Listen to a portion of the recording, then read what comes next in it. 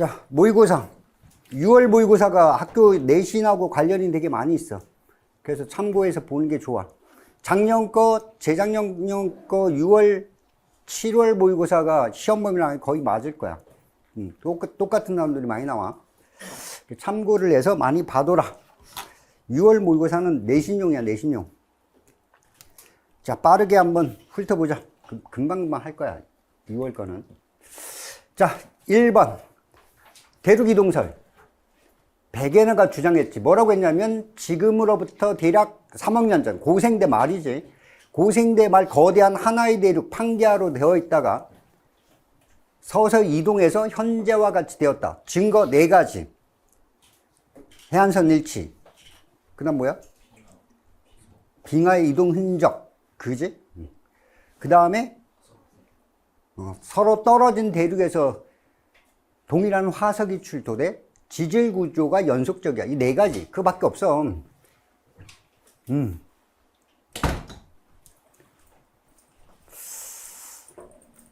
자, 그거에 관한 거지. 서로 떨어져 있던 대륙들이 과거에 판게아라고 하는 하나의 대륙으로 붙어 있었다. 고생대 말, 그지? 고생대 말에 거대한 하나의 대륙을 있다가 이 판게아가 여러 대륙으로 분리되어 현재와 같이 되었다. 그리고 증거 4가지 딱 나온 거지. 자, 판게아는 기억에 해당한다. 맞는 말이고, 섭입대에서 발생한 지진. 점점점 파고드니까 진원의 깊이가 대륙 쪽으로 갈수록 이거는 이렇게 파고드는 거. 이거는 판이 소멸하는 거지. 해저 확정설에서 등장하는 거야. 그래서 이거는 증거가 될 수 없어. 완벽하게 판게아 대륙 이동설을 증거 4가지 딱 외우고 있으라는 뜻이야. 이거 베게너는 대륙 이동의 원동력 설명하지 못했어, 그지? 그래서 인정받지 못했다. 틀린 거. 아주 간단한 거지만 정확하게 외워둘 필요가 있는 문제.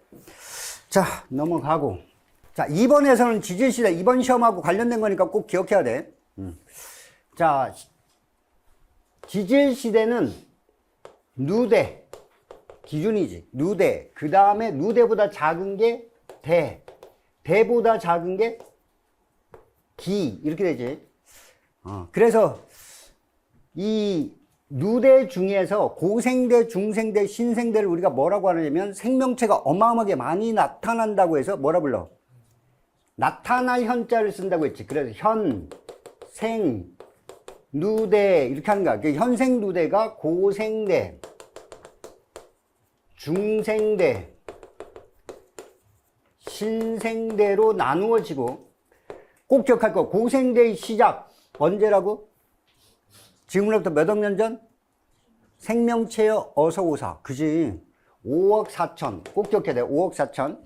그 다음에 중생대는 무서운 공룡의 시대. 나는 중학교 몇 학년? 2학년. 중 2, 5, 2억 5천 년. 꼭 기억하랬지? 신생대 시작은 1억이 안 된다고 했어. 6,600만 년. 요건 꼭 기억해야 돼. 자, 그 다음에 기까지 웬만하면 외워두라고 했어. 완벽하게 외울 필요는 없지만 첫 글자만 따서 고생대 뭐라고 했어? 캄, 오, 실, 때, 석, 패. 요렇게 외우라고 했지. 캄브리아기, 오, 실, 때, 석, 패. 요렇게만 기억해두고, 중생대는 트라이아스기, 쥐라기, 백악기. 요렇게 하는 거고, 신생대는 팔레오기, 네오기, 제4기 이렇게 기억을 해두면 되겠어. 자, 요렇게 이름이 익숙해져야 돼. 그래야 이게 이런 문제에서 하는 거야. 그러니까 쥐라기, 그럼 우리는 뭐야? 옛날에는 중생대만 이렇게 외웠는데 지금은 쥐라기 이렇게 나온단 말이야. 이거 중생대. 캄브리아기, 고생대, 초지, 초. 이거 고생대 초야. 고생대 완전히 초. 그 다음에 팔레오기는 신생대지. 요 정도를 기억을 하고 있어야 이런 문제 푸는 거야. 그래서 기까지 알아둬야 돼. 알겠어? 선생님 뭐라고 했냐면 고생대의 시작이 캄브리아기야. 캄, 어서 오사. 화석이 어서 오사 이런 뜻이지. 캄브리아기. 그래서 이 캄브리아기 이전의 시대는 화석이 거의 발견 안 돼. 그래서 캄브리아기 이전 시대를 우리는 뭐라 부른다고 했어? 선 캄브리아 시대. 이거 조심해야 돼. 시대라는 단위는 없어. 그러니까 선 캄브리아 시대는 그냥 뭉뚱그려서 표현하는 거야.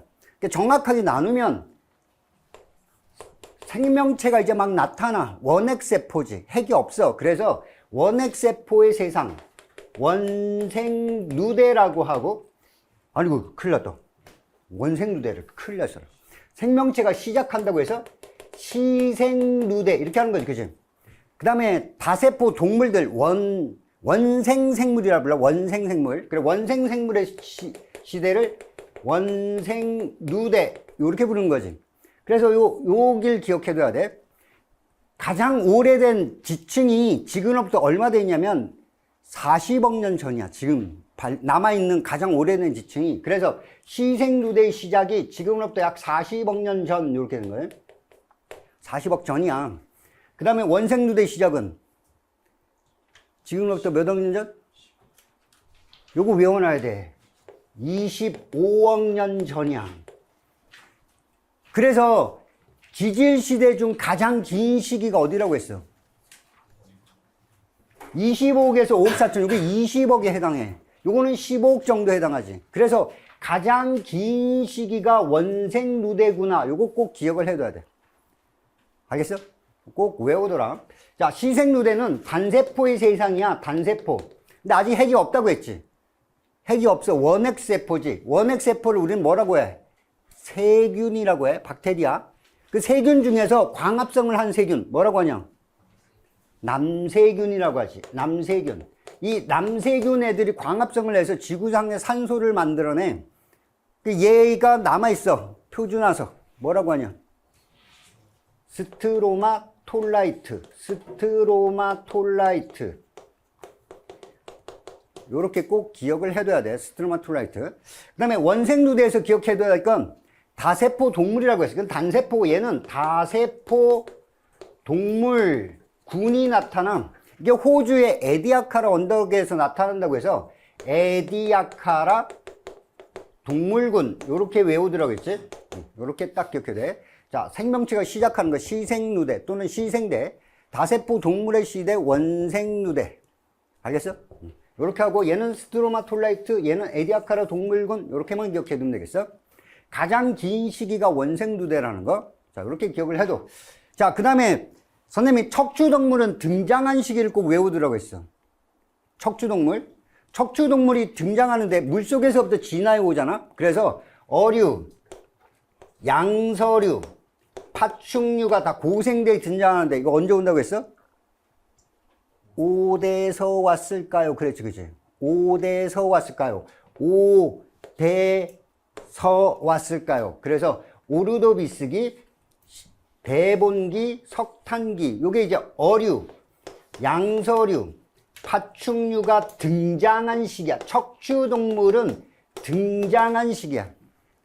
자, 그리고 조심할 게 뭐냐? 포유류가 생각보다 빨리 등장한다는 거 꼭 기억해야 돼. 원시 포유류가 바로 중생대 트라이아스기 때 원시 포유류가 나타나. 생각보다 되게 빨라. 공룡하고 같이 나타나는 게 포유류야. 알겠어? 요거 꼭 기억을 해둬라. 자, 요렇게 기억해두고 식물의 경우에는 뭐라고 했어? 식물은 번성한 시기를 알아두라고 했지. 그래서 물속에서 물 밖으로 진화를 해오는데 물속에서 물 밖으로 진화해. 근데 여기 바로 뭐가 있냐면 실루리아기야. 실룩. 요 실루리아기 때 오존층이 형성돼. 오존층. 그러니까 오존층이 형성되면서 육상 진출을 한단 말이야. 알겠어? 그러니까 오존층이 형성되면서 육상 진출을 하는데 그 다음에 보면 실루리아기 다음에 요 석탄기가 나오는데 요 석탄기가 양치식물이 번성했다는 증거야, 이게.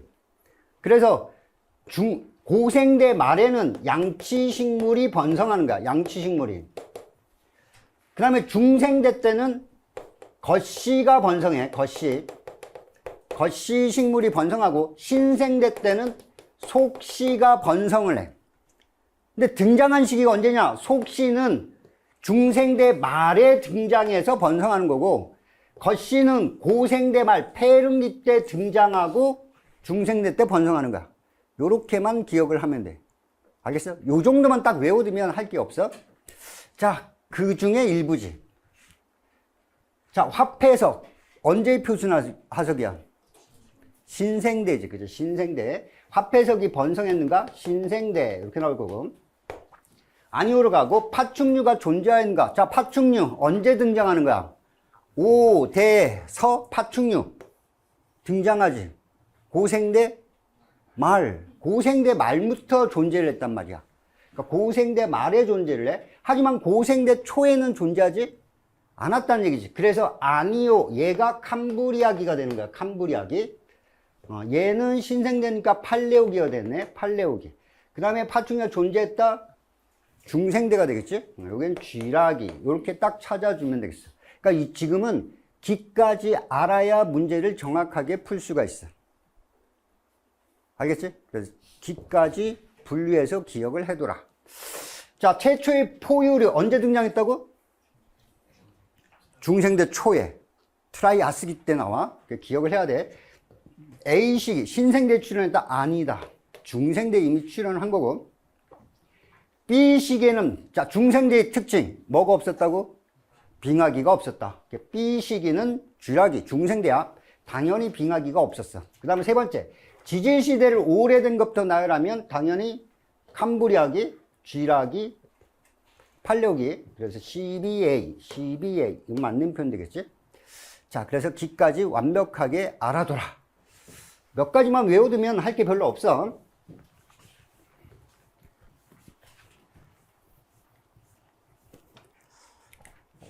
자, 그 다음에 대륙 이동을 하는데 세계 지도를 꼭 볼 줄 알아야 돼. 자, 여기 보면 이게 북아메리카, 남아메리카, 이게 아프리카야. 요 사이의 바다 뭐라고 하냐? 이거 대서양이야, 대서양. 대서양이고, 그 다음에 요게 유라시아인데 요 밑에 요렇게 붙어 있는 거 이게 뭐야? 인도지, 인도. 그러니까 요게 히말라야 산맥 이렇게 들어가야 돼. 요걸 꼭 볼 줄 알아야 돼. 그러니까 여기 보면 인도가 아직 여기 와서 달라붙지 않았어. 대서양도 보면 되게 좁아. 그러니까 이게 더 과거가 될 거고, 이게 현재의 모습이 되겠지. 그래서 얘는 현재의 모습이 되는 거고, 문제 보면 신생대 초, 현재니까 얘가 신생대 초가 될 거야. 알겠어? 그래서 꼭 히말라야, 요거 꼭 찾을 수 있어야 돼. 지도를 볼 때. 자, 그래서 인도 대륙이 아직 유라시아 대륙하고 충돌하기 전의 모습이야. 이거 호주도 아직 밑에 있지. 자, 기억. 현재의 수륙 분포는 가가 될 거고, 대서양은 점점 확장돼. 앞으로도 한 5천만 년 이후까지는 계속 확장될 거야. 당분간 확장돼. 대서양은 확장되고 태평양은 좁아져. 당분간. 이렇게 기억을 하면 되겠어. 자, 니은 대서양의 면적은 가가 나보다 넓다. 당연하지. 대서양은 넓어지고 있어. 자, 그 다음에 히말라야 산맥은 나 시기 이전에, 자, 나는 아직 히말라야가 만들기 전이니까 디귿은 틀린 표현. 나 시기 이후에 히말라야 산맥이 만들어진다. 지금으로부터 약 3천만 년 전이야. 자, 기억을 꼭 해둬.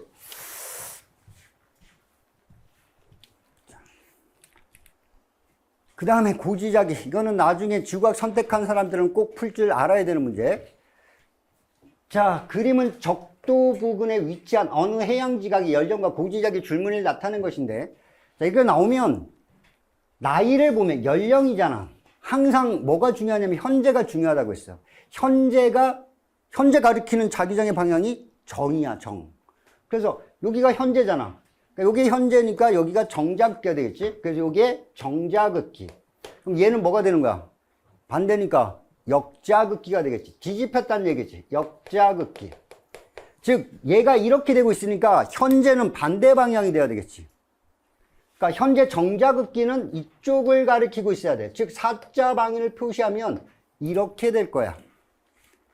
알겠어? 그러니까 이건 역자극기고 이게 현재가 정자극기인가 현재 모양으로 잡아둬야지.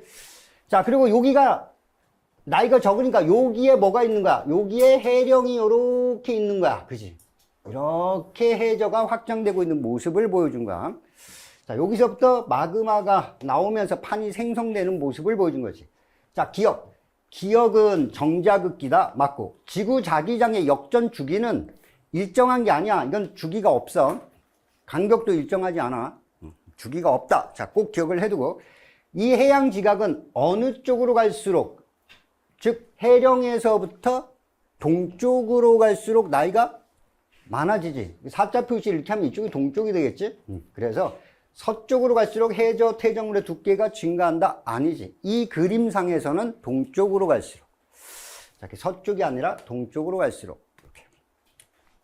알겠어? 그러니까 현재가 정이다. 나이가 제일 어린 요것만 꼭 기억을 해도 현재 현재 지구자기장이 가리키는 방향이 정자극히. 꼭 기억을 해둬라. 그러니까 선생님도 그거를 어차피 여기 해령이니까 반대쪽으로 가도 나이가 많아질 수 있지. 근데 선생님도 그 생각했어. 사실 이런 건 수능에 나오면 안 돼. 충분히 오해를, 그런 표현도 되잖아. 어차피 여기서 서쪽으로 갈수록 이렇게 되겠지? 그러니까 해령을 중심으로.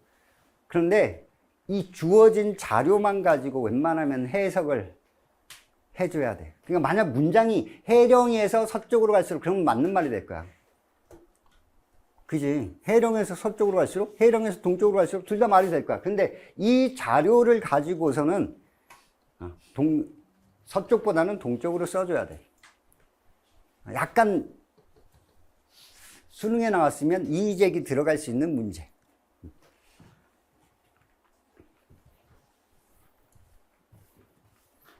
근데 문장을 또 되게 잘 읽어야 돼. 그러니까 여기가 뭐가 있냐면, 여기가 이제 해령이 이렇게 발달해서 이렇게 가는 거니까, 사실 여기가 해령이 이렇게 있으면 이쪽 판 두 개가 뭐예요?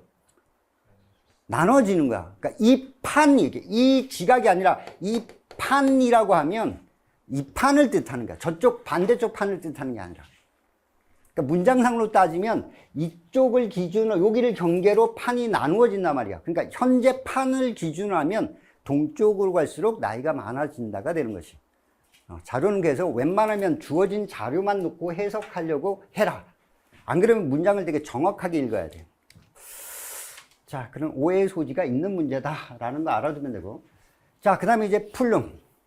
자, 플룸은 뜨거운 플룸, 차가운 플룸이 있는데 어떻게 알아냈다가 중요하지. 뭘 이용해서 알아낸 거야? 지진파지. 즉, 지진파의 속도는 이런 거지. 지진파의 속도는 얘가 단단할수록, 그냥 이렇게 하면 돼.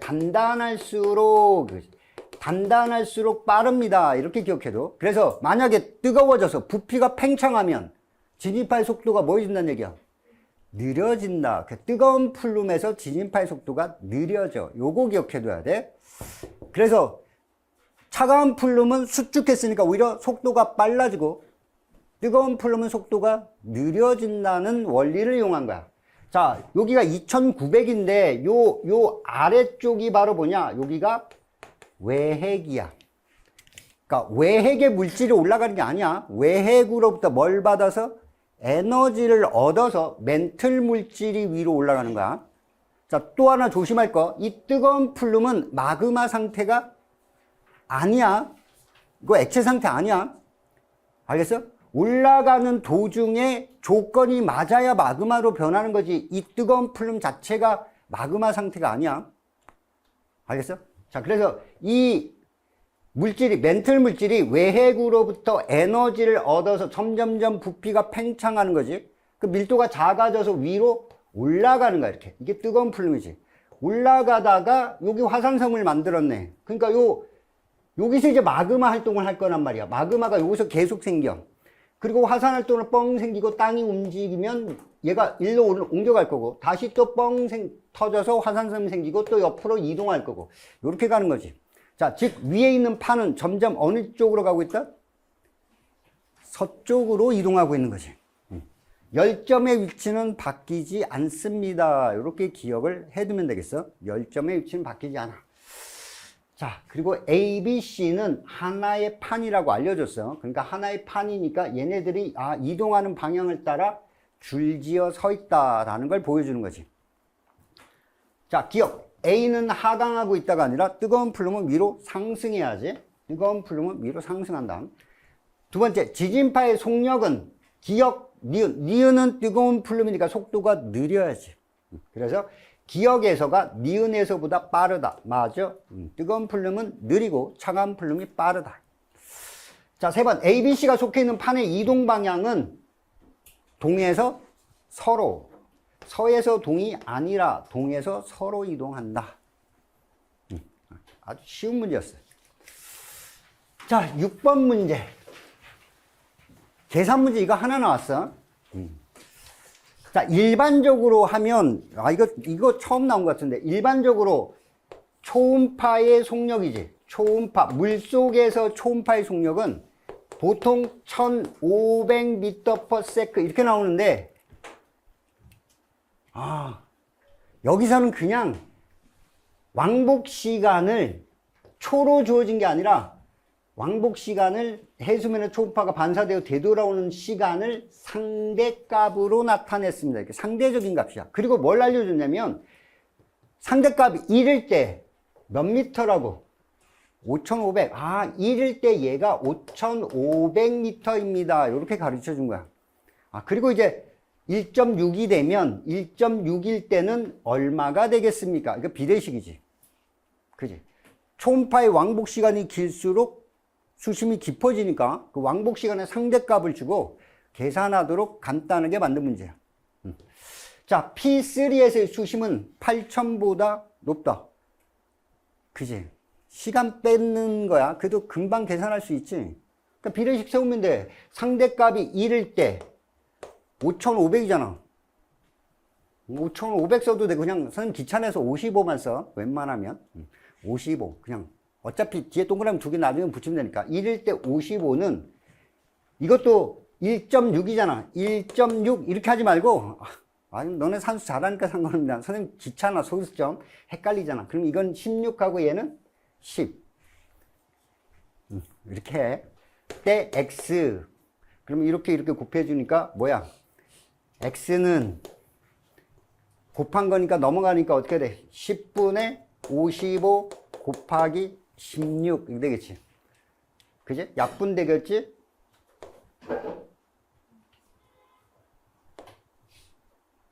곱하면 얼마야? 88? 5.5 곱하기 16 계산 금방 나올 거야. 그지? 그래서 88 그러니까 8800 얘가 8800m 이렇게 나올 거야. 그래서 8000보다 깊다 바로 나올 거야. 그래서 간단하게 하는 거 그러니까 아마 처음 나왔어. 상대값으로 주어진 거 그냥 간단하게 비례식 계산하라는 뜻이지. 이 정도 산수는 충분히 해. 지구가 겁나 어려운 산수 없어. 자, 두 번째 니은 P7은 해구다. 해구는 바닷속에서 수심이 제일 뭐한대요? 깊은 데지. 그럼 왕복 시간이 길어야 돼, 짧아야 돼요? 길어야지. 그런데 P7은 왕복 시간이 얘보다도 뭐해? 짧아. 그러면 해구라고 해석할 수가 없지. 그냥 해구가 될 수가 없어. 오히려 왕복 시간이 작으니까 수심이 여기가 깊은 쪽이 되는 거고 이렇게 된 거지. 여기가 깊은 쪽, 요게 제일 깊겠네. 1.6, 이게 제일 깊은, 요게 제일 깊겠네. 이쪽이 제일 깊은 쪽이 되는 거고 오히려 이렇게 올라가다가 여기가 제일 높은 지역이 되는 거지. 이쪽이 제일 높은 지역. 자, 요런 모습이야. 그래서 보면 요게 이제 좀 제일 어려웠던 표현. 자, 두 지점 사이의 기울기의 크기는 P4, P5, 그죠? 여기랑 여기, 요 사이랑, 그 다음에 P1, 2, 이렇게. 왕복 시간이 깊이 값을 나타내지. 그래서 깊이 값의 차이는 왕복 시간 차이야. 얼마 차이나? 0.21 차이가 나. 여기서는 얼마 차이 나는 거야? 0.64지. 얘가 훨씬 시간 차이가 크지. 그럼 깊이 차이가 큰 거지. 경사값이 큰 거지. 그래서 P4에서 5가 보다 크다. 이게 맞는 말이 되는 거지. 요 정도 산수. 이거는 할 수 있을 거라고 생각해. 시간 차이가 크면 깊이 차이도 크다. 그래서 기울기가 크다. 자, 요 정도 문제. 근데 일반적으로 나오던 문제가 아니었어. 그래서 상대값으로 나올 수 있구나라는 문제. 나중을 위해서 기억을 꼭 해둬라. 자, 그 다음에 화성암. 땅 속에 있는 마그마가 식어서 된 암석을 통틀어 화성암이라고 해. 화성암. 마그마가 식어서 된 암석은 화성암이라고 하고 이 마그마가 땅 속에서 식으면 천천히 식어. 그럼 입자의 크기가 커져. 그래서 이걸 뭐라 불러? 신성암이라고 하고 똑같은 마그마인데 바깥으로 분출해. 분출하면 뭐가 돼? 화산이 되지. 그러니까 화산 근처에서 발견된다고 해서 화산암 이렇게 한다고 했어. 그리고 얘네들은 뭐에 따라서 구분하냐면 기존이 SiO2야. SiO2는 규소랑 산소니까 금속이야, 비금속이야? 비금속이야. 이거 반대가 뜻한 게 뭐냐? 그게 금속이야, 철이야, 철.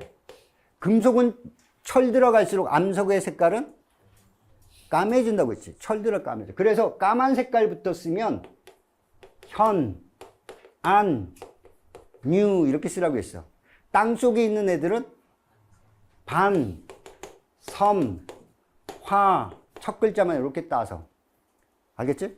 그래서 현무암, 거물현이야. 거물현, 철 많이 들어간 애들이야. 요거는 안산암, 얘는 유문암, 얘는 이름 나중에 기억을 해도 반려암, 섬노감, 화강암, 우리나라의 제일 흔한 돌, 화강암 이렇게 하지. 자, 얘네들은 심성암, 입자가 커서 무슨 질이라고 한다? 조립질이라고 부르고, 화산암은 입자가 작아서 세립질이라고 합니다. 이렇게 한 거지. 자, 그래놓고 여기 다 알려줬어. 반려암, 현안류 하면 현안류, 얘네 둘이 화산암이 될 거고, 반려암하고 화강암이 심성암이 될 거야. 그래서 이렇게 보면 입자의 크기가 작다. 얘네는 뭐야? 화산암이지. 입자가 작으면서 어두운 색깔? 현무암이지. 여기 현무암. 밝아? 유문암. 입자가 크면서 어두워? 반려암. 입자가 크면서 밝아? 화강암. 이렇게 되겠지. 그러니까 현안류, 반섬화 이렇게 딱 해서 요거는 완벽하게 외워놔야 돼. 알겠냐? 그럼 금방 찾을 수 있는 문제가 되겠어. 자, 기억. 현무암은 기억에 해당한다. 그치? 기억은 입자가 작은 세립질, 화산암이야. 현안류, 검은색 현무암. 맞는 뜻이고. 리을은 화강암이지. 입자가 커 심성암 중에서 밝은색 암석, 화강암. 지하, 리을은 니은보다, 입자가 작으니까 니은보다 지하 깊은 곳에서 식었다. 맞는 뜻이지. 자, 그 다음에 어두운색 광물은 금속이 많아야 돼. SiO2가 아니야. 자, 디귿이 니을보다 높다. 디귿 어둡다 하잖아. 니을은 밝다잖아. 그럼 당연히 어두운색 광물은 당연히 디귿이 많아야지. 이런 거 몰라도 풀 수 있을 것 같아. 디귿이 니을보다 높다. 맞는 뜻이 되겠지. 알겠어? 너무 쉽게 냈어, 문제를.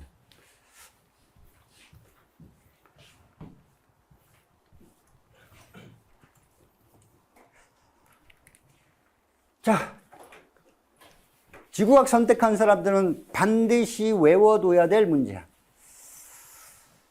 마그마가 생기는 조건이지. 자, 일단은 이게 물이 포함하지 않는 멘틀의 용융곡선이야. 그러니까 요거 위쪽으로 올라가야 마그마가 되는 거예요. 자, 물을 포함하지 않은 상태에서 이쪽 위쪽, 그러니까 온도가 대략 한 1200도 이상 올라가 줘야 되고, 물론 깊은 곳은 1500도까지 올라가야 여기서 마그마가 될 수 있어. 근데 뭐라고 했냐면 지구 내부의 실제 온도 곡선을 보면 지표면에서 아래로 내려갈수록 아무리 깊이 내려가도 이렇게 돼. 이게 지하의 깊이에 따른 온도 곡선이야. 아무리 내려가도 이쪽을 넘어갈 수가 없어. 마그마가 될 수가 없어. 그런데 얘가 위로 이렇게 올라가는 경우가 어디냐? 이런 거지. 이렇게 해령 같은데, 이렇게 해령 같은데, 멘틀이 뭐 하는 거야? 대류하는 거지. 멘틀이 대류하면서 지하 깊은 곳에 있던 멘틀이 위로 뭐 하는 거야? 올라가는 거야. 올라가다가 특정한 조건, 바로 이런 거지. 올라가다가 이 선을 넘어서는 여기부터야, 여기. 딱 요 지점부터 마그마가 되는 거야. 그러니까 밑에서 위로 올라가는 거니까 온도는 그대로 유지하면서 뭐가 낮아지는가? 압력이 감소해서 마그마가 생겨. 근데 멘틀이 녹으면 무슨 색이라고 했어? 멘틀은 철을 많이 가지고 있잖아. 그래서 철 많으니까 까만색, 현무암질 마그마라고 했어. 멘틀이 무조건 녹으면 현무암질 마그마야. 여기 현무암질 마그마가 생겨. 자, 또는 아까 했던 것처럼 지구 내부의 물질이, 즉 뜨거운 플룸이 저 외핵으로부터 이렇게 상승해서 올라가. 이렇게 올라가다가 특정한 부위에 도달하면 녹아. 이거 뜨거운 플룸이야. 뜨거운 플룸에 의해서 마그마가 생길 수도 있다. 이렇게 해서 화산섬 생기는 거. 이것도 현무암질 마그마. 알겠어? 그러니까 요거는 밑에 있던 물질이 올라가면서 생기는 거. 자, 이거는 압력 감소로 마그마가 생기는 거야. 자, 간단한 건데 나머지는 다 섭입대에서 나타나. 이렇게 섭입대. 자, 이렇게 하고 이건 대륙지각. 대륙지각은 뭐로 돼 있어? 화, 강, 암으로 돼 있어. 그러니까 화강암은 하얀색 돌이지. 알겠어? 그리고 이 밑으로 이렇게 내려가다 보면 이 해양지각인데 이 해양지각은 어디서 만들어지냐면 물속이야. 물속에서 마그마가 흘러나와서 새롭게 판이 생긴 게 해양지각이지. 그러니까 여기 해양지각은 사실 이게 판이니까 100km 정도야. 해양지각은 5km밖에 안 돼. 바다랑 접촉하면서 생겼기 때문에 해양지각 속에는 물을 포함한 광물이라고 해. 뭐라고 해? 함수광물이라고 하지. 그러니까 함수광물이 아주 많아. 즉 물을 많이 포함하고 있어. 근데 물은 밀도가 크다 작다? 작아.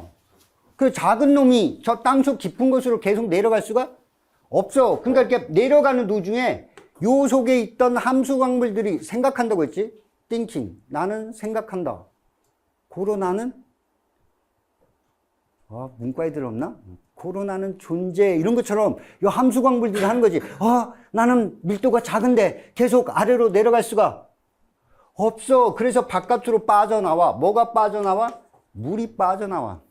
물은 밀도가 작으니까. 그럼 졸지에 여기 있던 멘틀이 물을 먹어. 물 먹은 멘틀은 녹는 점이 낮아져. 그래서 그래프가 완전히 바뀌어야 돼. 이 그래프가 완전히 바뀌어서 전혀 다른 그래프 요렇게 생겨야 되는데 이거 안 그려줬어.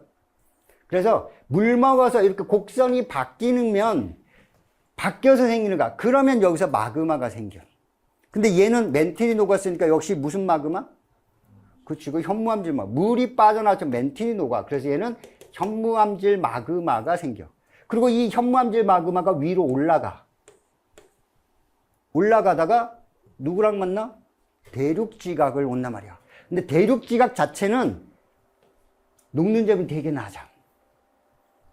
함수광물 되게 많이 포함하고 있어. 엄청 낮아. 그럼 얘는 살짝만 온도를 높여주면 금방 넘어갈 수 있어. 그럼 누가 온도를 높여줘? 밑에서 올라오는 이 현무암질 마그마가 엉덩이를 데펴준다고 했지. 그래서 여기 있던 대륙지각이 녹아. 그럼 대륙지각이 녹으면 이게 뭐야? 유무암질 마그마가 되는 거야. 이게 유무암질 마그마. 그러니까 밑에서 올라온 현무암질 마그마가 온도를 살짝 뭐 해준 거야? 높여준 거지. 이 마그마가 온도를 높여줘서 녹은 거야. 그래서 여기서 일로 온도가 높아진 거지. 알겠냐? 자, 이걸 꼭 기억해야 돼. 그런데 이 두 개가 섞여서 바깥으로 나가면 뭐라 불러? 안산암질 마그마. 이것만큼은 완벽하게 외워놔야 돼. 완벽하게 이해를 해둬야 돼. 자, 이건 수능에 반드시 한 문제 이상 꼭 나오는 거니까 알아둬야 된다. 자, 이걸 이용한 거야. 자, 문제로 가서 보면 물질이 용융되기 시작하는 온도. 그냥 자료 해석이야. 이거 X축의 온도니까. 기억은 요 선을 넘었으면 여기서 녹아. 요거 한 500도, 600도, 700도밖에 안 돼. 근데 B에서는 요 선을 넘어서는 순간 녹아. 여기 한 1300도 이렇게 되잖아. 그러니까 기억보다 니은이 훨씬 높다. 기억이 니은보다 높다. 틀렸구나. 니은이 훨씬 높구나. 알겠어? 온도니까 온도 X축 읽어주면 돼. 자, 니은은 밑에서 위로 올라가면서 압력이 감소해서 밑에서 위로 올라가면서 압력이 감소해서 마그마가 생성된다. 그렇다. 그 다음에 SiO2 함량은 지구 중심으로 갈수록 철이 많아져. 상대적으로 SiO2의 함량은 적어지는 거지. 철이 많아지면 SiO2, 비금속은 적어져야 돼. 자, 기역으로 생긴 애들은 이건 화강암이니까 철이 거의 없어. 기역으로 생성된 마그마가 니은으로 생성된 마그마보다 철이 적어. SiO2가 많겠네. 그지? 그래서 기역으로 생성된 마그마가 SiO2가 훨씬 더 많다. 알겠지? 이 문제는 이 그래프 하나뿐만 아니라 이 그림하고 연결시켜서 완벽하게 외워라. 왜냐면 판 구조론과 연결돼서 계속 나와. 계속 나오는 거니까 마그마 생성만큼은 완벽하게 이해를 해도. 자, 이렇게 기억을 해두고. 뭐 추워? 하나는 꺼버려야겠고. 자, 9번. 어느 지층에서 발견된 퇴적 구조다. 이 퇴적 구조는 뭐야? 사층리지, 그지? 이건 모래 언덕 생각하라고 있어. 모래 언덕이 이렇게 생기는 이유가 바람이 이쪽으로 이렇게 부는 거지. 모래가 날아가다가 떨어지는 거지. 뒤쪽에서. 떨어질 때 모습이야. 그러니까 위쪽은 넓고 아래쪽이 좁아져. 위쪽이 넓고 아래쪽으로 갈수록 좁아지는 거. 위쪽이 넓고 아래쪽으로 갈수록 좁아지는 형태. 날아가서 떨어지고. 그러니까 결국 이렇게 이동하는 거지. 그래서 여기서는 물이나 바람이 이쪽으로 흘렀다면 여기서는 물이나 바람이 이렇게 흘러. 그러니까 물의 방향이 바뀐 적이 있었다가 되겠지. 그 다음에 위쪽이 넓고 아래쪽이 좁으니까 위아래를 판단하는 기준이 돼. 자, 형성되는 동안 퇴적물의 공급 방향이 바뀐 적이 있다. 그렇다. 공급 방향이 바뀌었네. 두 번째, 요거 조심해야 돼. 층리면, 이거 뭐라고 했어? 이거는 잘라봐야 볼 수 있는 거지. 옆에서 본 뭐야? 단면 구조고, 층리면은 이 위쪽의 모양인데, 이 위쪽 모양을 층리면이라고 불러. 근데 층리면 나오는 건 두 가지가 있어요. 뭐냐? 건열하고 연은 두 가지 사진이 나와. 사층리 위쪽 모양은 나온 적이 없어. 사층리는 단면 구조로 나와. 그래서 연은하고 건열 모습을 기억해둬. 자, 층리면을 관찰한 건 아니다. 단면을 관찰한 거다. 땅을 잘라봤을 때 모습이야. 자, 이 퇴적 구조는 건조한 환경에 노출되어, 이거 건조한 환경에 노출된 거 뭐야? 건열이지. 알겠어? 자, 이것도 그냥 쉬운 문제. 자, 그래서 퇴적 구조 네 가지. 사층리, 점유층리, 연은, 건열, 요 네 가지는 꼭 그림을 기억을 해둬라. 자, 그 다음에 퇴적암.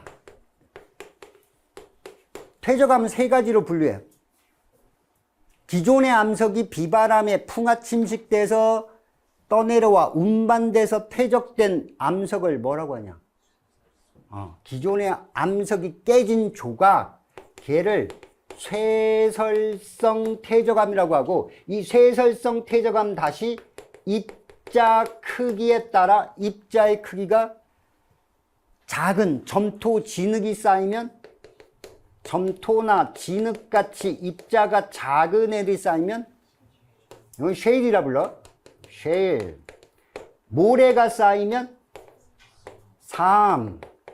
자갈이 쌓이면 여감. 이렇게 부른다고 했어. 근데 조심할 게 있어. 이 모래의 크기가 얼마나 크기에서 얼마까지? 16분의 1mm에서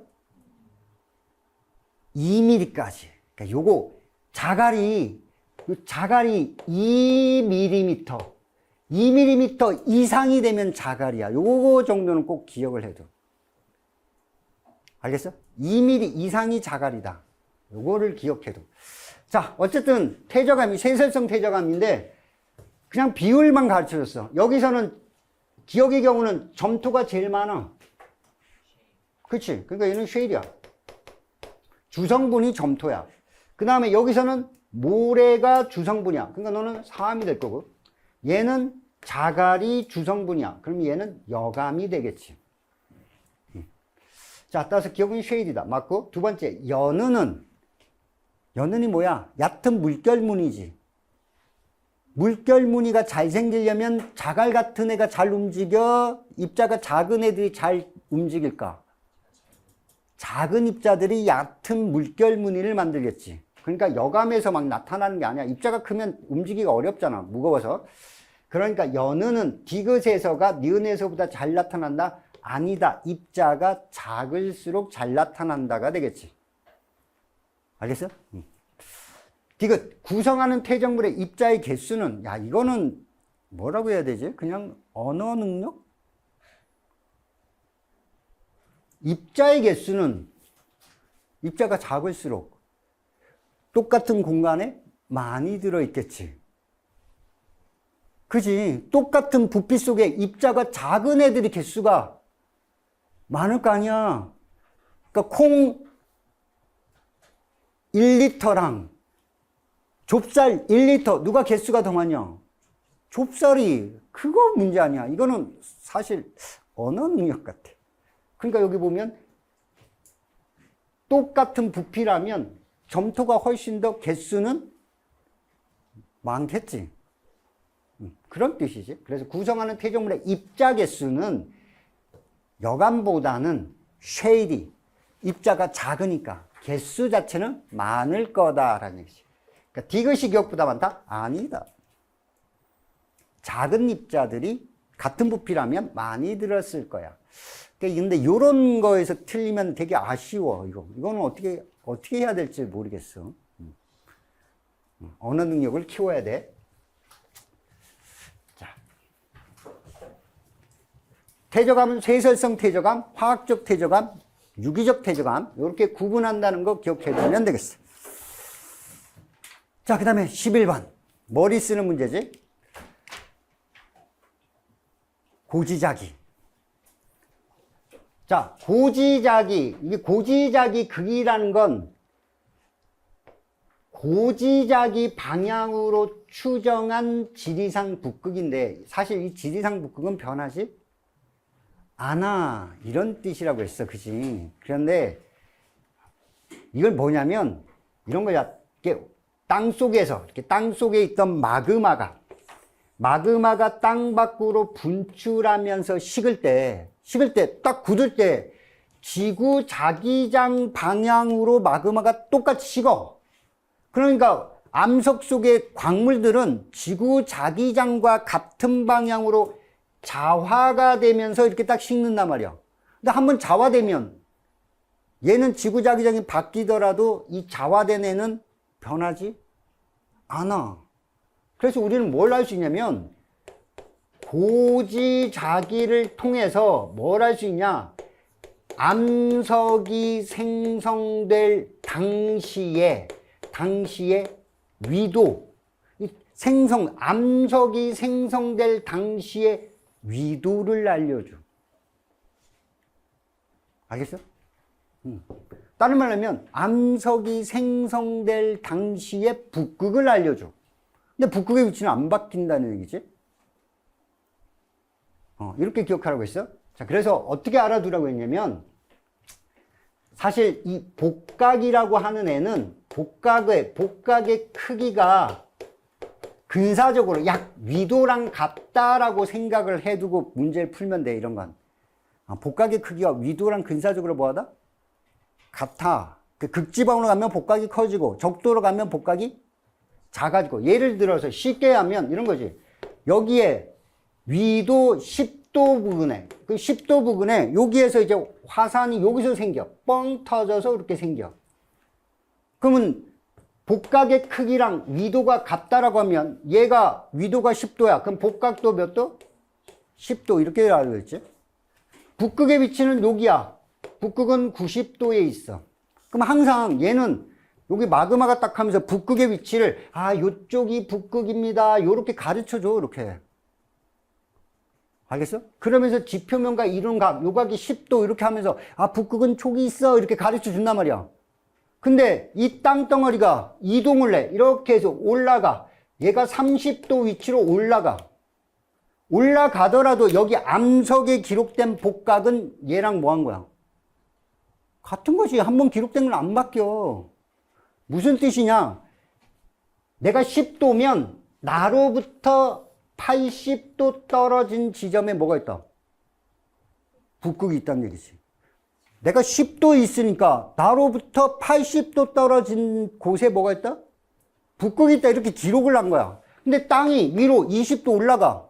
그런데 얘는 기록되어 있어. 뭐라고? 나로부터 몇 도 떨어진 곳에? 80도 떨어진 곳에 북극이 있어야 돼. 그러니까 여기서부터 80도 떨어지니까 90도 있을 수가 없지.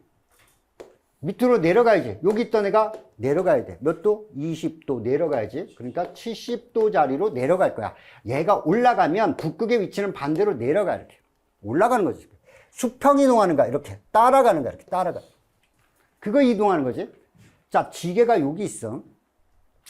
지리산 북극은 여기래. 근데 이 땅에 기록된 흔적을 가지고 북극의 위치를 본 거야. 알겠어? 보면 잘 봐. 북극이 지금으로부터 100만, 1000만, 4천만 년 되겠지? 4천만 년 전에 북극이 여기. 근데 북극의 위치는 변하지? 않았어. 여기 있어야 돼, 여기. 근데 북극이 몇 도 움직인 거야? 30도, 30도, 60도를 움직였네. 60도를 이쪽으로 갔다는 얘기는 땅이 그만큼 뭐 한 거다? 얘가 이쪽으로 갔으니까 얘도 땅이 여기서 이렇게 온 거야. 그럼 거꾸로 이제 60도 뭐 해야 돼? 내려가야 되니까 60도 아래, 적도보다 아래, 30도, 30도. 그게 뭐야? 남반구 30도 S에 있었겠네. 언제? 땅덩어리가 4천만 년 전에. 알겠어? 땅덩어리가 4천만 년 전에는 적도 아래에 있었습니다. 이런 뜻이야. 자, 똑같이 2천만 년 전에서는 북극의 위치가 몇 도 떨어진가? 대략 15도 정도 움직였지. 알겠어? 얘가 원래 여기 있었는데 여기까지 간 거야. 그럼 땅도 원래는 요거보다 15도 아래에 있었다는 얘기지. 이렇게 온 거지. 수평 이동하면 돼. 자, 4천만 년일 때 이 지게는 적도에 위치한 게 아니라 남반구 30도에 위치한, 적도에 위치한 게 아니라 남반구 30도. 그래서 이건 틀린 거예요. 적도에 위치한 게 아니라 극지방이 두 칸이야. 30도, 30도, 60도를 위로 올라온 거야. 그럼 60도 아래쪽에 있어야 돼. 자, 지게에서 구하는 고지작의 복각의 절대값은, 복각의 크기는 위도에 뭐 한다? 비례한다. 이런 얘기지. 그러니까 여기 있을 때가 언제냐? 요거는 2천만 년 전, 요건 4천만 년 전. 적도로부터 누가 더 멀리 떨어져 있냐면 4천만 년 전이. 그럼 복각이 더 커야지. 그러니까 4천만 년일 때가 2천만 년일 때보다 크다. 그렇지. 적도로부터 멀어질수록 복각이 커져. 적도는 복각이 0이니까. 자, 지계 평균 이동 속도는 2천만 년에서 현재까지. 2천만 년에서 현재까지. 그럼 요거 보면 돼. 북극이 움직인 거. 요만큼 움직였어. 4천만 년에서 2천만 년까지는 이만큼 움직였어. 그럼 당연히 이동 속도는 4천만 년에서 2천만 년이 더 빨라야겠지. 그래서 이거는 틀린 표현. 할 수 있겠지? 자, 고지작이 북극은 지구과학 선택한 사람은 반드시 풀 수 있어야 돼. 자, 12번. 자, 요거는 문장을 좀 잘 읽어줄 필요가 있어. 여기에 보면 두꺼운 석회암층 상부를, 이렇게 두꺼운 석회암층, 이게 석회암층이라고 하면 이게 석회암 이렇게 있는데, 석회암층 윗부분을, 석회암 쪽 윗부분을 쉐일이 덮고 있습니다. 쉐일층이 덮고 있습니다. 덮고 있으며 뭐가 발견되기도 한다? 쉐일층이 덮고 있으며 석탄층이 발견되기도 한다. 그러니까 여기에 석탄층이 들어가 있는데도 있을 수 있다는 거예요. 석탄층이. 이렇게 된 거지. 자, 그리고 뭐라고 했냐면 석탄층에는, 석회암은 석회 동굴이 만들어졌고, 쉐일층에는, 여기는 석회 동굴이 있고, 석회 동굴. 쉐일층에는 뭐가 들어가 있어? 삼엽충 화석이 있대. 그럼 뭔지야? 고생대지. 삼엽충 나오니까 고생돼요. 얘는 고생대. 고생대라는 뜻이야. 석탄층은 양치식물. 그지? 고사리가 쌓여서 석탄층 만들어진다고 했어. 그러니까 석탄층은 중생대도 조금 생기지만 거의 대다수가 고생대 말에 생겨. 자, 역전된 흔적은 발견되지 않아. 그럼 당연히 석회암, 쉐일 누가 더 오래된 거야? 석회암이. 그럼 얘는 삼엽충 이전, 그치? 삼엽충. 이게 더 오래된 암석. 자, 기억은 주로 규질. 석회암은 규질이 아니라, 규질은 요건 SiO2야. 석회암의 화학식은? 석회암은 CaCO3지. 석회물질이라고 해. 규질이 아니라, SiO2가 규질이고, CaCO3는 석회물질. 규질물질이라고 하면 안 돼. 자, 그 다음 두 번째. 쉐일층은 석회암층보다 먼저 생긴 게 아니라 위에 있으니까 나중에 생긴 거고, 쉐일층은 신생대 아니지. 삼엽층 보이니까 고생대라고 해야 되고, 석탄층은 수심이 깊은 바다, 석탄층은 양치식물이니까 바다일 수가 없지. 고사리가 바다에 산다는 것만 말이 안 돼.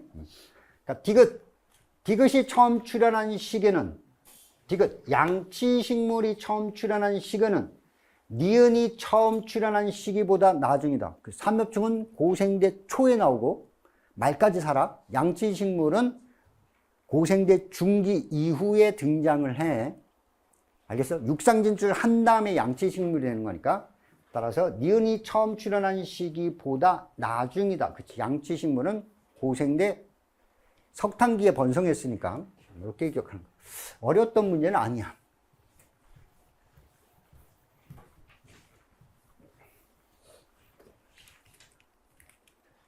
자, 순서 찾으세요.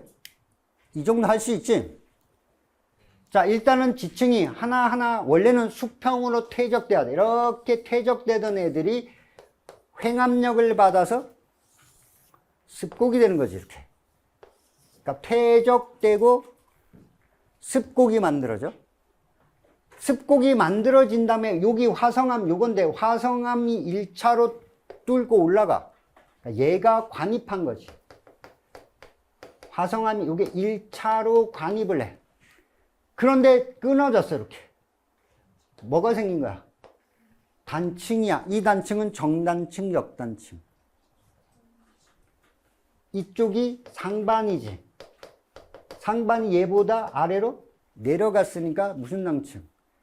정단층이 생겨. 그러니까 이걸 순서대로 찾아서 쓰면 일단은 퇴적돼야 돼. 그리고 나서 뭐가 생기냐면 습곡이 만들어져. 습곡. 습곡이 만들어진 다음에 얘가 관입을 해. 1차로 관입해야 되겠지. 그리고 나서 관입한 애가 잘라져. 단층이 생겨. 정단층이 만들어지지. 그리고 나서 최종적으로 얘가 뚫고 올라가야 돼. 화성암이 2차로 관입을 합니다. 뭐 이 정도 순서 찾는 거, 이 정도는 충분히 할 수 있을 거라고 생각해. 그래서 어려웠던 문제가 아니다. 자, 이 문제 될 거고 넘어가고 14번. 자, 기저여감하고 포획감하고 헷갈리면 안 돼. 자, 지층이 한 층 이렇게 쌓이는 거야. 이렇게 쌓이면 예를 들어서 얘가 산이야. 얘는 쉐일이야. 근데 여기에 이제 마그마가 뚫고 올라와. 이렇게 뚫고 올라오면 이 마그마에 의해서 얘네들은 접촉 변성이 생겨. 열받아서. 그래서 여기 접촉 변성이 이렇게 만들어지고 요 안에는 마그마가 올라오면서 삶의 일부가 여기에 붙잡힐 수가 있어요. 이렇게 붙잡히는데 요 안에 들어가 있는 건 삶이 될 거야. 만약 요 위쪽에도 이렇게 마그마가 감싸 안을 수가 있는데 그럼 요거는 쉐일의 일부가 여기에 붙잡혀.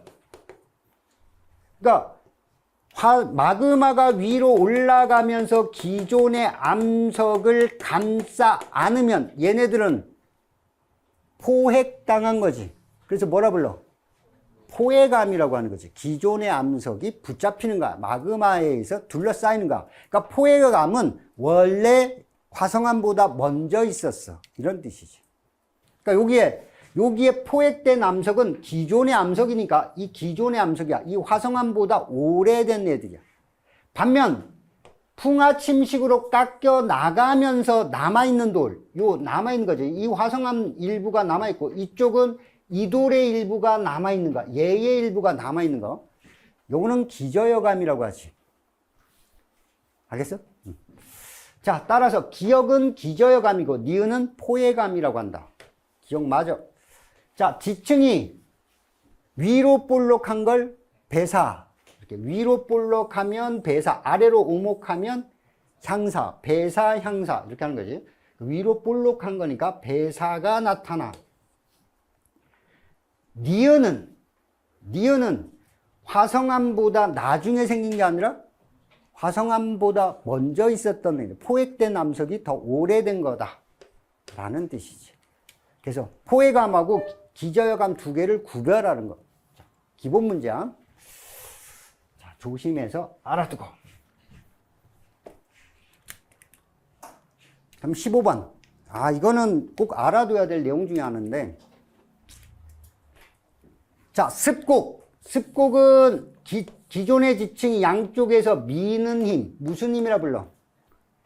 횡압력이라고 그러지. 양쪽에서 미는 힘, 횡압력을 받아서 생기는 게 습곡이야.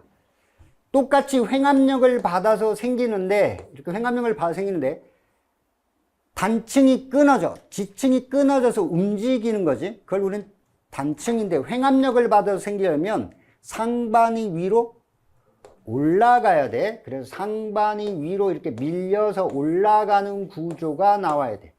그러니까 얘랑 얘가 같은 층인데 이쪽이 상반이 되지. 단층면 위쪽, 단층면을 기준으로 위쪽이 상반, 상반이 위로 밀려 올라가면 이게 횡압력이야. 무슨 단층? 역단층이라고 하지. 자, 반면 정단층은 이 단층면을 기준으로 상반이 밑으로 내려가야 돼. 이렇게 있고 반대로 이런 거지. 단층면의 위쪽 상반이 될 거고 상반이 위에서 아래로 내려가는 건 양쪽에서 잡아당겨야 돼. 장력을 받았을 때 생기는 애는 얘는 정단층이라고 한다 했어. 그래서 정단층은 장력이다. 이렇게 기억을 해둬야 돼. 그래서 단층 두 가지 완벽하게 기억을 해두고 그냥 수평으로 이동하는 건 무슨 단층이라고 해?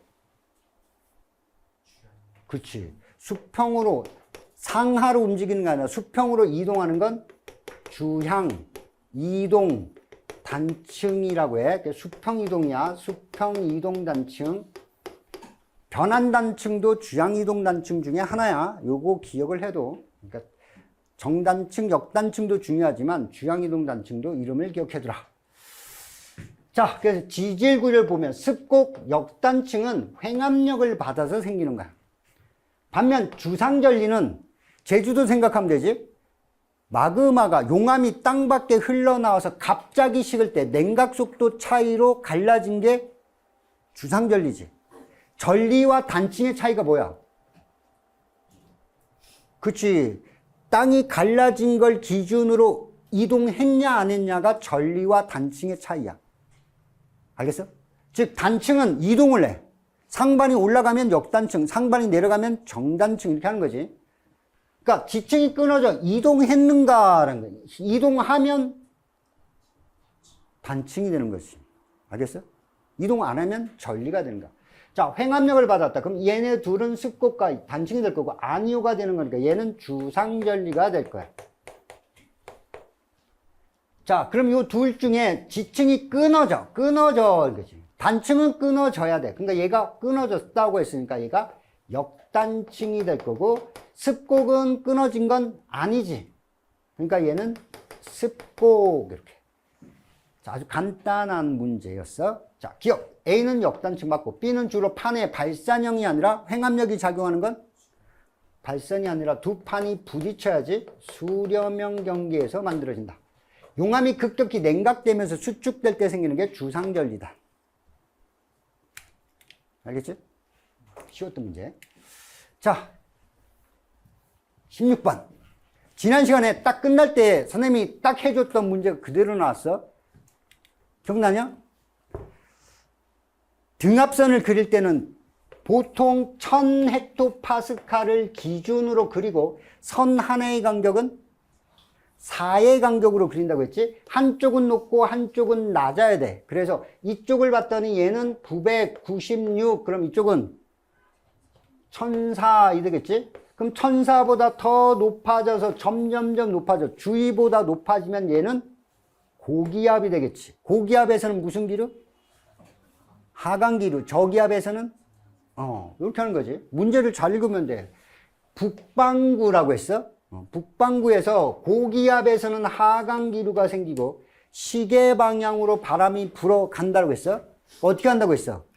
바람은 등압선의 수직 방향으로 이렇게 선을 그리고 고에서 저 그려준 다음에 전향력을 받아서 진행 방향이 어느 쪽으로? 오른쪽으로. 북반구에서는 진행 방향의 오른쪽으로 실제 바람이 휘어진다고 했어. 이렇게 분다고 했어. 그러니까 실제 바람은 이렇게.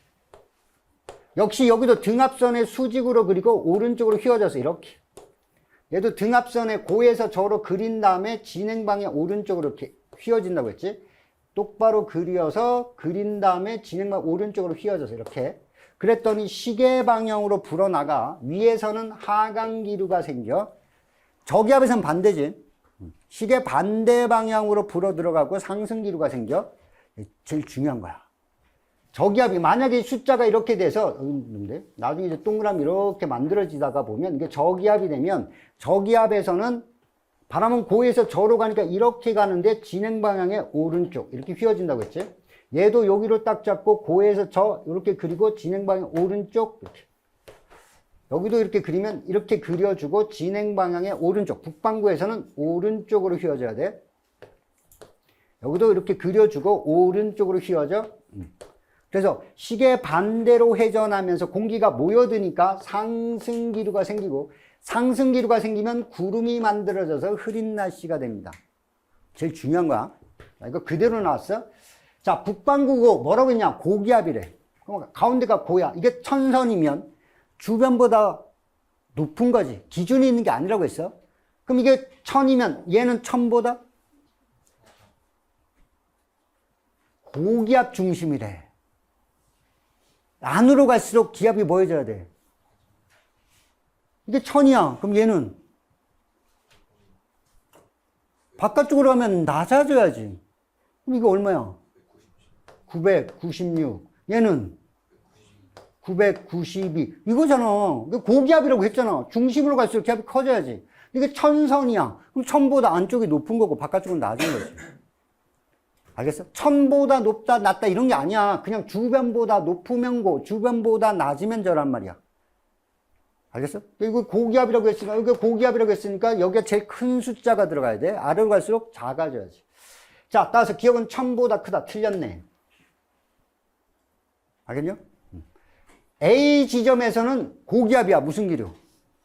당연히 하강기류죠. 고기압에서는 하강기류. 그 다음에 B점에서는 무슨 풍이 분다? 바람은 고에서 저 이렇게 하라고 했지. 그 다음에 어느 방향으로 휘어진다고? 오른쪽, 가는 방향 오른쪽 이렇게. 그러니까 얘는 바람이 북서 내지는 서풍 계열의 바람이 부는 거야. 서풍 계열 또는 북서풍 계열 부는 거야. 동풍 계열의 바람은 불 수가 없다. 왜? 얘가 고기압이니까 불어 나가야지. 알겠어? 지난 시간 끝날 때 선생님 알려준 문제인데 똑같이 나왔어. 문제가 지난 시간 끝날 때 또 뭐 해줬어? 인공위성 사진 해줬잖아. 그것도 문제 그대로 나왔지. 자, 17번. 이런 것도 별로 할 게 없는데 지질시대의 특징 좀 외워둬라. 아까 했던 거지. 오르면 실선 따라가라 이런 얘기야. 자, A라는 학생을 봤더니 신생대 제4기 속시식물이 번성했다. 맞아, 틀려? 속시식물은 언제 번성한다? 신생대. 맞잖아. 신생대 4기. 지금이야. 지금의 속시식물 번성한 거. 맞지? 이거가. 폐릉기. 폐릉기는 언제야? 카모실대 석패. 고생대 말. 고생대 말 판교가 생기잖아. 대멸종 생기잖아. 대멸종 일어나. 맞네? 그럼 옆으로 와. 대봉기. 모실 때. 그지? 5대에서 왔을까요? 왔지? 5대. 양서류가 출현한 시기.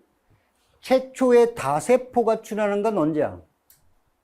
다세포. 원생누대지. 고생대가 아니지? 그래서 아니오로 와. 그래서 몇 점? 4점. 그러니까 요번 시험 문제에 나올 수 있는 내용이야. 그래서 기억을 해도. 자, 고생대, 카모실대, 석패, 이렇게 기억을 해두고, 선캄브리아 시대는 시생누대와 원생누대로 나누는데, 시생누대는 남세균의 세상, 원생누대는 다세포 동물군의 세상. 자, 그렇게 기억하면 되겠어. 자, 18번. 이번에 문제 중에 제일 어려웠다고 해야 되나? 지구학 본 사람 중에 아마 얘가 제일 어려운 것 같아. 자, 깊이에 따른 암석의 나이인데, 여기서 기억할 거. 마그마가 뚫고 갈 때, 마그마가 한 방에 딱 뚫으면 걔네들은 한순간에 일어나. 그러니까 마그마의 나이는 일정해야 돼. 화성암이 관입했으면 걔네들을 지나갈 때는 나이가 똑같아야 돼. 자, 이런 거지. 여기는 힌트로 하면, 자, 아래쪽으로 갈수록 암석의 나이가 뭐해지는 거야? 여기서는 증가해야 돼. 이렇게. 여기서 아래까지 내려갈 때, 여기서는 이렇게 증가해야 돼. 증가하다가 화성암이 툭 튀어나와. 근데 얘는, 얘를 뚫었어, 못 뚫었어? 못 뚫은 거잖아. 그치? 그러니까 여기는 사실 부정합이 이렇게 있어. 부정합이 있으니까 얘는 갑자기 나이가 확 많아져야 돼. 그러니까 지층의 나이가 요렇게 많아지다가 갑자기 많아져야 돼. 여기는 부정합이 있어. 여기 부정합. 나이가 확 많아지는데 이 화성암의 경우는 한순간에 뚫고 왔기 때문에 깊이에 상관없이 나이가 뭐하다? 일정해져야겠지. 그러니까 여기서는 나이가 갑자기 일정해. 이렇게 깊이. 여기는 내려갈 때 일정해져야 돼. 화성암은 동시에 뚫고 올라오는 거니까. 자, 그리고 다시 지층이 나와. 지층은 아래쪽으로 갈수록 나이가 많아지잖아. 근데 얘보다는 많아야지. 얘보다는 많아야 돼. 왜? 얘가 나중에 뚫고 올라온 거니까. 그러니까 얘보다는 많은 쪽에 가 있어야 돼. 많은 쪽에 가서 요렇게 가. 근데 요거 갈 때 나이가 약간 바뀔 수도 있고 안 바뀔 수도 있어. 그냥 계속 증가할 수도 있고 살짝 기울기 자체는 바뀔 수 있어. 쌓이는 속도니까. 그러니까 이거는 똑같이 갈 수도 있고 기울기가 이렇게 바뀔 수도 있고 이렇게 바뀔 수도 있고 퇴적감은 쌓이는 속도는 달라질 수 있단 말이야. 알겠어? 그래서 요렇게 바뀌는 바뀔 수가 있는데 문제는 여기를 지나간 다음에 이렇게 가든 이렇게 해서 바뀌든 이렇게 아니면 그냥 일정하든 퇴적합에서는 가다가 다시 얘가 나오잖아. 근데 얘랑은 뭐 해야 돼? 나이가 같아야지. 이게 힌트야. 얘랑 요 다음에 나타나는 화성암이 얘랑 다시 똑같은데 이거다. 요것만 찾으면 돼. 얘랑 얘가 똑같은 화성암이니까 여기서와 여기서가 나이가 똑같이 나온 애만 찾으면 돼. 알겠어? 화성암은 깊이에 상관없이 나이가 항상 같다. 이거와 이게 같은 거니까 나이가 똑같은 모양새로 나온 애를 찾아라. 그래서 여기랑 여기가 나이가 똑같이 나온 거. 알겠어? 이게 문제 중에 제일 어려웠던 것 같아. 지구과학 요번 문제에서. 자, 그 다음에 이제 반감기. 반감기는 요번 시험 범위지. 자, 모원소는 방사선 동위원소. 방사성 동위원소는 방사선을 방출하면서 뭐로 바뀌어? 안정한 자원소로 바뀌어. 근데 자원소는 안정하니까 얘는 변화가 없이 계속 쌓이는 거고 얘는 점점 줄어드는 애지. 근데 얘가 얘로 바뀌는 건 온도와 압력의 영향을 안 받아. 오로지 뭐만 적용되냐? 확률만 적용돼. 그래서 우리는 모원소만 보면 돼. 다른 거 필요 없어. 알겠어? 그래서 자, 여기 상자를 보면 상자에 100원짜리 동전 100개를 모두 앞면이 올라오게 위로 가게끔 앞면이 위로 가게끔 하고 한번 흔들어. 앞면이 위로 갔는데 뒤집힌 거지. 앞면이 51개면 뒤집힌 애가 49개 됐지. 100개였으니까. 여기다 옮겨 담는 거지.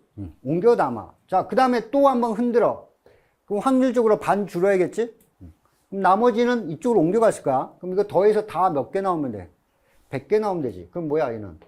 73. 얘는 90, 이거는 88. 이렇게 되겠지. 뭐 이렇게 하는 거. 자, 따라서 기억. 기억은 자원소에 해당한다. 뒷면이 위를 향하는 동전, 뒤집힌 거지. 그러니까 자원소에 해당한다. 맞고. 니은은 더해서 100 되니까 73 맞을 거고. 요게 낚시 표현. 요거 틀린 사람 있으면 되게 아쉬울 거야. A에 있는 동전수 분의, 그럼 A가 뭐야? 모원소지. 모원소, 요건 모원소 수분의 B에 있는 동전수는 자원소야. 그럼 4회, 점점 횟수가 늘어날수록 자원소는 뭐 해지고? 많아지고 모원소는 적어지지. 횟수가 반복될수록 분모가 뭐여져? 분모가 작을수록 전체 값은 커지지. 요것 때문에 실수하는 경우가 있어. 그러니까 4회가 3회보다 횟수가 반복된 거니까 모원소는 더 작아지고 자원소 커졌으니까 더 큰 값이 나와야 돼. 항상 4회가 3일 때보다 크다. 이건 당연한 맛. 요 표현, 요런 식의 표현을 좀 조심해서 알아둬. 요거는 많이 써먹는 함정이야. 우리 고3들 문제도 똑같이 나왔어, 이런 거. 이런 표현이 되게 많이 나와. 자, 마지막 문제. 자, 지난 시간에 했던 거야. 위성 영상은 크게 두 가지가 있다고 했어. 하나는 가시 영상이 있고, 하나는 적외 영상이 있는데, 가시 영상은 햇빛을 뭐 해야 돼? 반사해야 돼. 그래서 두꺼운 구름이 있고 얇은 구름이 있으면 햇빛을 반사하지만 얇은 구름은 투과를 한단 말이야. 근데 두꺼운 구름은 거의 다가 반사가 돼. 이걸 누가 찍는 거야? 이게 위성이 찍는 거야, 위성이. 그러니까 반사량을 찍는 거란 말이야. 두꺼울수록 반사량이 많아. 그러니까 두꺼울수록 반사량이 많으니까 밝게 찍힌다. 두꺼울수록 밝게 찍혀. 가시 영상은. 또 하나, 햇빛을 반사해야 되니까 가시 영상은 항상 언제 찍을 수 있어? 낮에 찍을 수 있어. 하지만 적외 영상은 지구가 내보내는 걸 뭐라고 하냐면 이걸 적외선이라고 해. 적외선. 근데 적외선은 온도가 결정해. 우리 몸에서도 뭐가 나가? 적외선 나가잖아. 그러니까 온도가 결정하는 거야. 온도에 따라서지. 그러니까 지표면 가까이에 있는 낮은 구름이 있고 높은 구름이 있으면 누가 더 온도가 높은 거야? 지구 복사 에너지는 아래쪽 땅에 가까울수록 온도가 높아. 위로 가서 온도가 낮아지잖아. 알겠어? 그러니까 낮은 구름하고 높은 구름이 있으면 땅에서부터 지구 복사 에너지가 빠져나가면서 공기를 데핀단 말이야. 그러니까 위로 갈수록 온도가 낮아져. 알겠어? 그러니까 이 적외선은 땅의 색깔을 보면 돼. 땅이 까맣게 나와. 온도가 높을수록 까맣게 보이는 거야. 적외선이 안 찍히면 하얗게 나오는 거야. 그러니까 높은 구름이 밝게 찍혀. 높은 구름이 밝게, 하얗게. 알겠어? 그러니까 적외 영상은 낮에도 찍을 수 있고 밤에도 찍을 수 있어. 항상 찍을 수 있는데 높은 구름이 밝게 찍혀. 즉 온도가 낮은 구름이 밝게 찍혀. 알겠지? 그러니까 이거 땅 봐봐. 땅이 하얗단 말이야. 여기 시간을 봐야지. 21시. 21시면 몇 시야? 밤 9시지. 밤 9시에는 해가 없단 말이야. 그러니까 가시 영상일 수가 없어. 그러니까 얘는 가시 영상 안 돼. 적외 영상이야. 그러면 하얗게 보이는 건 온도가 낮은 구름, 높은 구름을 뜻하는 거야. 알겠어? 높은 구름일수록 하얗게 찍힌다라는 얘기지. 자, 그리고 이 전선, 이거 뭐야? 무슨 전선? 정체전선. 흔히 우리가 뭐라 불러? 여름철 장마전선이라고 하지, 그지?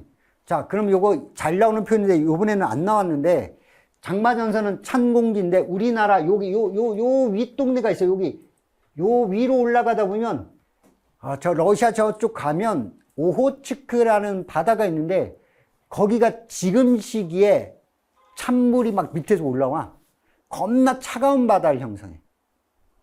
그래서 여기가 아주 찬 오호츠크 해의 차가운 공기가 우리나라로 이렇게 확장해 와. 요거는 찬 공기야. 그러니까 찬 공기가 위에서 아래로 내려오니까 이게 삼각형으로 이렇게 표시하는 거야. 찬 공기는 위에서 아래로.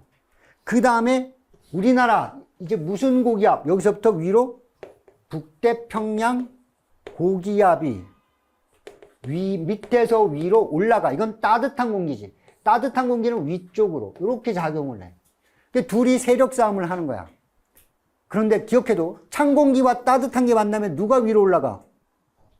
따뜻한 공기가. 근데 구름은 위로 올라갈 때 생기는 거야. 그러니까 따뜻한 공기가 이렇게 가다 찬 공기 위로 올라가는 거야.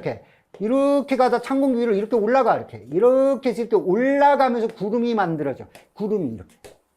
전선 위쪽에 비가 오는 거야. 그럼 구름을 만드는 수증기는 누가 공급하는 거야? 따뜻한 공기에서 수증기를 공급하는 거야.